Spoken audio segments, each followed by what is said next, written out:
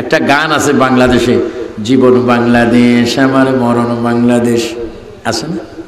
হ্যাঁ, জীবন বাংলাদেশ আমার মরণ বাংলাদেশ, প্রথম বাংলাদেশ আমার শেষ বাংলাদেশ। এই পর্যন্ত কোনো আলেম শিরিক বলেনি। ভালো কথা, এটা জীবন বাংলাদেশ আমি মানি, মরণ বাংলাদেশের জন্য মানি। কিন্তু তোমার আমার স্লোগান হবে জীবন রসুল, মরণ রসুল, খবর রসুল, হাসর রসুল, ফুলসরাত রসুল, কারণ রসুল ছাড়া কোনো জায়গা না। সুবহানাল্লাহ, সুবহানাল্লাহ। এবার আওয়াজ দিব না আমার বাবারা, আজানের ভিতরে রসুল আছে কিনা? আছে।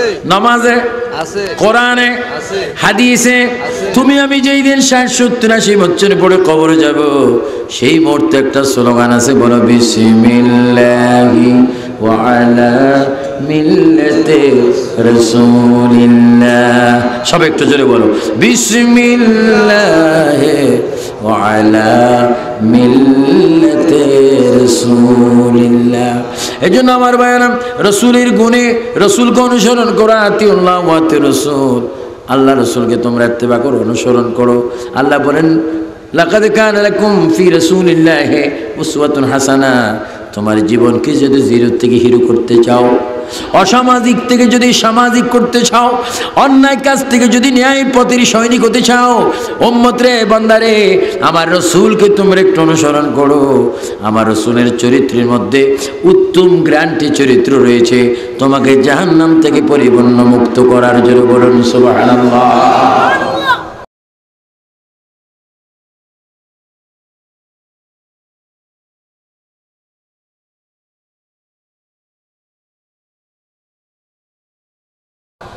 তাই আজকে ফাজিল পাঠ মরহুম ডাক্তার আব্দুল বারী সাহেব, তিনি রহমতুল্লাহ বলা যায়, আল্লাহর রহমত নাজিল হোক। কারণ 8 বছর যার ধারাবাহিকতায় ইসলামিক একটা জলসা এখনো বিদ্যমান রয়েছে, আল্লাহর রহমত তার উপর হোক। এটা আপনারা চান কি চান না?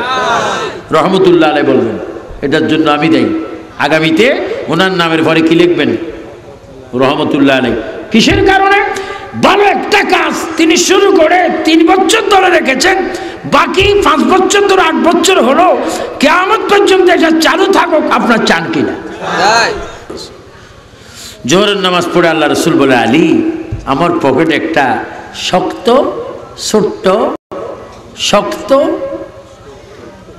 ছোট্ট শুকনা রুটি আছে। দেখেন, শক্ত ছোট্ট শুকনা কি খানেওয়ালা কয়জন? 2 জন। আল্লাহ নবী বললেন, আলী, এই রুটিটা অর্ধেক তোমাকে দিলাম, অর্ধেক আমি খেলাম। 1 ডোকের মধ্যে পানি ছিল, রসুল খেলেন 1 ডোক, বাক করে আলীকে দিলেন, দুজন পানি খেলেন।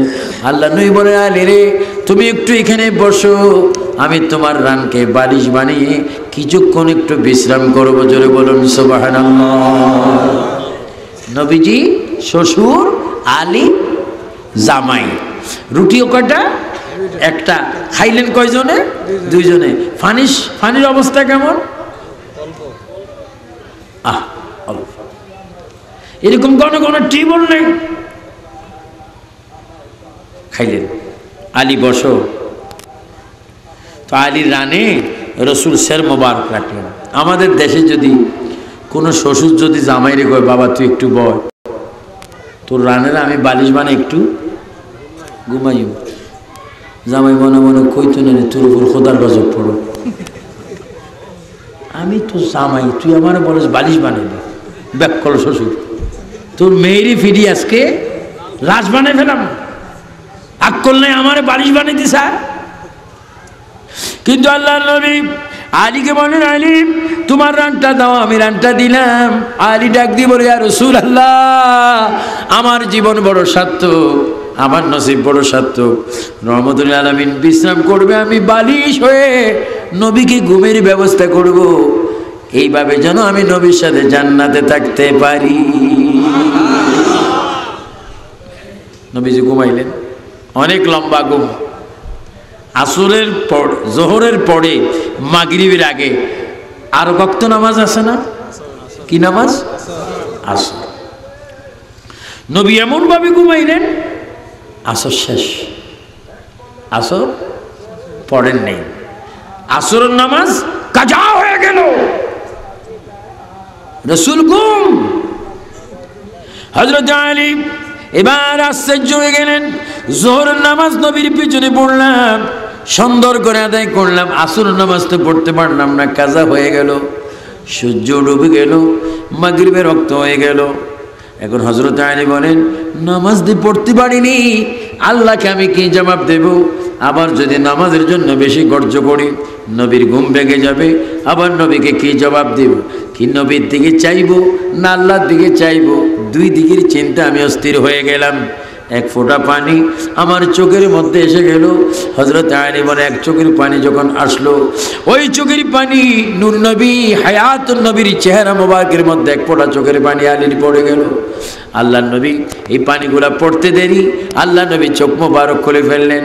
আলী রহমতুল আলামিন তোমার কুলে স্যার মোবারক রেখে আরাম করে ঘুম যাচ্ছে, আর তুমি বসে বসে কাঁদছো। আরে রে, তুমি আমাকে বলতে হবে কেন কাঁদছো, কাঁদার কারণ কি, কাঁদার শান নজুল কি, কাঁদছো কেন সেটা বলতে হবে। আলী বলে, ইয়া রাসূলুল্লাহ, প্রথম ক্ষমা চেয়ে নিচ্ছি হুজুর, আমি যদি জানতাম আমার চোখের পানি পড়লে আপনার ঘুমটা ভেঙে যাবে, আমি সতর্ক হয়ে কাঁদতাম। হুজুর আমাকে ক্ষমা করে দেন, আমি এই জন্য কেঁদেছি, তো দুজন একসাথে পড়েছিলাম।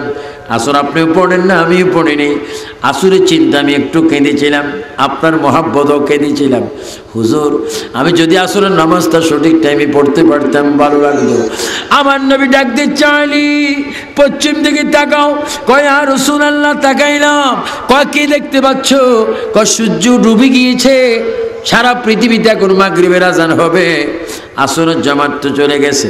আমার নবী বলে, আলী রে, আমাকে আদম, ঈসা, মূসা, ইব্রাহিম খলিলুল্লাহ, দাউদ আলাইহিস সালাম মনে করো না, আমি হচ্ছি আখিরের রাসূল। তোমার যদি নামাজ পড়ার খেয়াল থাকে, তুমি নামাজের জন্য তৈয়ার হয়ে যাও, আমি এক্ষুনি মাগরিবের টাইমকে আসরের টাইম বানাই দেব, সূর্যকে তোমার জন্য তুলে দেব। জোরে বলুন সুবহানাল্লাহ, আল্লাহু আকবার, আল্লাহু আকবার। আমার নবীর ক্ষমতা আসমানে আছে কিনা? আছে, আসমানে আছে। সুবহানাল্লাহ, সুবহানাল্লাহ। হযরত আলী নামাজের জন্য তৈয়ার হলেন। আলী তোমার ওযু আছে? ইয়া রাসূলুল্লাহ আছে। আল্লাহ নবী মাগরিবে সূর্য ডুবন্ত সূর্যকে এইভাবে ডাক দিচ্ছেন, ইয়া ইয়া শামস, এ সূর্য উঠাও। সূর্য কাঁপতে কাঁপতে উঠলেন, আসরের টাইম হয়ে গেল। সুবহানাল্লাহ বলবেন না? আমার দেশের কবি, কুমিল্লার সন্তান কাজী নজরুল সাহেব বলেছেন, মরহুম, আমি হব সকালবেলার পাখি, সবার আগে কুসুম বাগে উঠবো আমি ডাকি, সূর্য আমার। সূর্য কি আমার মাছ সাজতে ভাই না আপনার মাছ জাগাতে ভাই? সকালে যদি বলি মামারে শীত খুব বেশি, একটু তরাতরি হয়, সূর্য বলবো আমার কোনো বইল নেই, বাগিনাও নেই। পৃথিবীর সব মানুষগুলি একটা টাইমে যদি সূর্যকে আহ্বান করে, সূর্য আসবে না। ও শ্রোতা বাবারা, আমার ফাজিল পর মরহুম ডাক্তার আব্দুল বারী রহমতুল্লাহ আলাইহি সাহেবের বাড়ির প্রাঙ্গণের এই মাহফিলে বলুন, আমার নবী ডাক দিলে সূর্য আসে কি আসে না? আসে। সুবহানাল্লাহ বলুন, সুবহানাল্লাহ। তাহলে নবী থাকে জমিনে, নবীর ক্ষমতা প্রয়োগ হয় আসমানে। সুবহানাল্লাহ বলুন, সুবহানাল্লাহ। হযরত আলী নামাজ পড়ে নিলেন, আমার নবী সূর্যকে তুললেন। তাহলে বোঝা গেল মুহাম্মদ রাসূলুল্লাহ সাল্লাল্লাহু আলাইহি ওয়াসাল্লাম এমন একজন শ্রেষ্ঠ নবী, আলা নবী, যার প্রশংসা আল্লাহ পাক বলেছেন, ওয়া রাফা'না লাকা যিকরাক। এজন্য আমি ওয়াইজিনদেরকে বলবো, আজকের সকল ওয়াইজিনকে বলবো, আমি আমাকেও বলবো, এমন কোনো ভাষা তোমার মুখে নবীর শানে প্রয়োগ করো না যেই ভাষায় তোমার ঈমান চলে যাবে। কারণ নবী হচ্ছেন আলা, নবী হচ্ছেন বালা, নবী হচ্ছেন শ্রেষ্ঠ, নবী হচ্ছেন উত্তম, নবী হচ্ছেন আফজল। আল্লাহর কোরআনের ভাষা ওয়া রাফা'না লাকা যিকরাক। চিৎকার দিয়ে বলেন সুবহানাল্লাহ। আল্লাহ কোরআনে বলেন, কুল্লু মান আলাইহা ফান ওয়া ইয়াবকা ওয়াজহু রাব্বিকা যুল জালালি ওয়াল ইকরাম। আল্লাহ বলেন, ইযাস সামাউন ফাতারাত, সমস্ত আসমানগুলি আমি ভেঙে দেব। গুন্তির মতো উড়াবো। ওয়াইজাল কাওয়াকিবুন তাসারাত, সমস্ত তারকাগুলি তসবিহ ছিঁড়ে গেলে যে এরকম তসবির দানাগুলি আস্তে আস্তে একটার পর একটা পড়ে যায়, এই সুতাটা ছিঁড়ে গেলে এগুলা কি হবে? একটার মধ্যে একটা পড়ে যাবে। আল্লাহ বলেন ওয়াইজাল কাওয়াকিবুন তাসারাত, আসমান থেকে ছুটে ছুটে তারকাগুলা জমিনে পড়বে। ওয়াইজাল বিহারু ফুজ্জিরাত, সমস্ত সাগরের পানিগুলি শুকিয়ে জমিনে উঠবে, সাগরের তলদেশে আগুন জ্বলবে। ওয়াইজাল কুবুরু বুসিরাত, সমস্ত মানুষগুলি উলঙ্গ অবস্থায় কবর থেকে বাইর হবে। ওই কঠিন মুসিবতে একটি মসজিদও থাকবে না আজান দেওয়ার মতো, একজন ইমাম থাকবে না নামাজ পড়াইবার মতো, একজন মুসলিম থাকবে না নামাজ পড়ার মতো। সেই কঠিন মুসিবতে কিয়ামত হবে, আমি আল্লাহর জিকির বন্ধ হবে। কিন্তু রসূল, ও আমার বন্ধু রসূল, যে মুহূর্তে আমি আল্লাহর জিকির কেউ করবে না, কাউকে রাখবো না, সেই মুহূর্তে আপনার দুরূদ শরীফ চলবে, আমি আল্লাহই নিজে আপনার দুরূদ শরীফ পড়ব। আর একটু জোরে বলেন না সুবহানাল্লাহ। আপনার নবীর দুরূদ শরীফ চান কি চান না? একটু জোরে বলেন আল্লাহুম্মা সাল্লি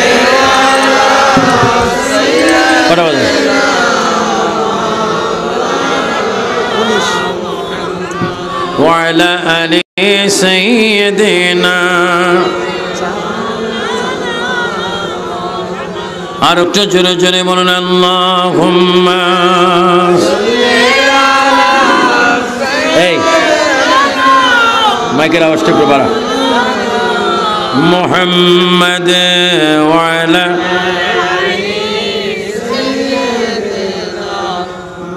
তুমি সরো, লাগে এখানে লাগে। সৃষ্টি কুলের সবাই বলে আজকে মোদের খুশির দিন, এই জগতে তশরিফ আনেন রহমাতাল লিল আলামিন। আল্লাহুম্মা সাল্লি আলা সাইয়্যিদিনা মাওলানা মুহাম্মদ ওয়া আলা আলি সাইয়্যিদিনা মাওলানা। আজকের এই মাহফিলের সওয়াব এলাকাবাসী যত কবরস্থান আছে মরহুম ডাক্তার আব্দুল বারী রহমতুল্লাহ সাহেব সহ প্রত্যেকের কবরে আল্লাহ যেন সওয়াবটা পৌঁছায় দেয়। আমিন বলেন আমিন। পাক পঞ্জাতানের রুহে যেন আল্লাহ পৌঁছায় দেয়। সবাই উচ্চস্বরে বলেন আমিন।